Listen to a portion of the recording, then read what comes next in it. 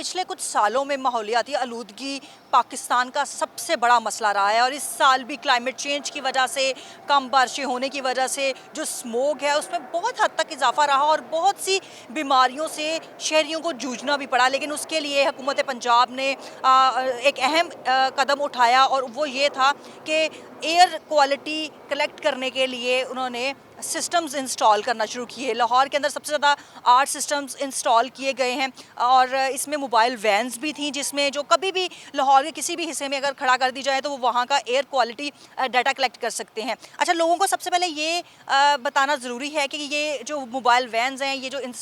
Systems install किए गए हैं, ये स्मोक का खात्मा नहीं करते बल्कि जो हवा के अंदर आलूदगी है, फ़िज़ाई आलूदगी जिसको हम कहते हैं, उसका डाटा कलेक्ट करते हैं कि ये कितनी ज़्यादा आलूदगी है और इसको कितना मज़ीद प्योरीफाई होने की ज़रूरत है। तो इस वक्त मैं खड़ी हूँ मोबाइल वैन के बाहर। आपको कैमरामैन से कहूँगी कि ये दिखा दे कि जिस पे लिखा भी हुआ है कि mobile air quality monitoring station, ये मॉनिटर किया जाता है यहाँ पे और अंदर भी इसका पूरा सिस्टम इंस्टॉल है। सबसे पहले हम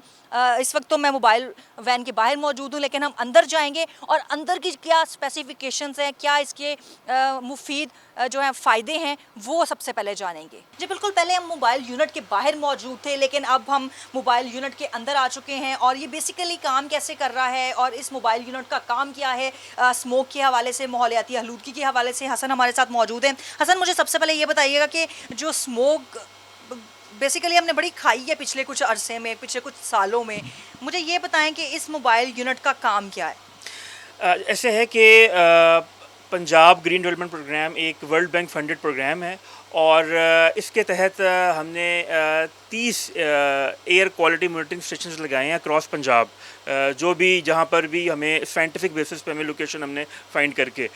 इस वक्त लाहौर में 8 एयर क्वालिटी मॉनिटरिंग स्टेशन लगे हुए हैं फिक्स्ड वाले और बाकी 5 जो हैं वो मोबाइल एक्यूएमएस काम कर रहे हैं। जैसे कि आपने पूछा कि इसका काम क्या, मकसद क्या है, इसका बेसिक मकसद ये है कि जो स्टैंडर्ड्स हैं, इंटरनेशनल स्टैंडर्ड्स, जो यूनाइटेड स्टेट्स EPA जो है उनके जो स्टैंडर्ड्स हैं उनके मुताबिक जो 6 पैरामीटर्स हैं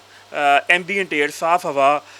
के लिए, उसका ये डाटा कलेक्ट करते हैं और इस डाटा कलेक्शन का हमें फ़ायदा ये होगा कि भाई स्मोक को कम करने के लिए, स्मोक मिटिगेट करने के लिए फिर हमारी जो स्ट्रेटजी वगैरह वो बन सकेंगी। तो हमारे पास एक डाटा होगा जिस पर हम ट्रस्ट कर सकते हैं। अब मुझे ये बताएं कि लाहौर के अंदर कितने हम सिस्टम्स फिक्स्ड इंस्टॉल कर चुके हैं और ये चूँकि हम मोबाइल वैन में ऑब्वियसली ये मूविंग होंगी, तो ये कितनी वैन्स हमारे पास हैं? जी, फ़िलहाल हमारे पास ये 5 मोबाइल वैन्स हैं जिनको हम किसी जगह भी ले जा सकते हैं, इनका ये फ़ायदा है। और दूसरा लाहौर में 8, सबसे ज़्यादा पंजाब में लाहौर में ही लगे हैं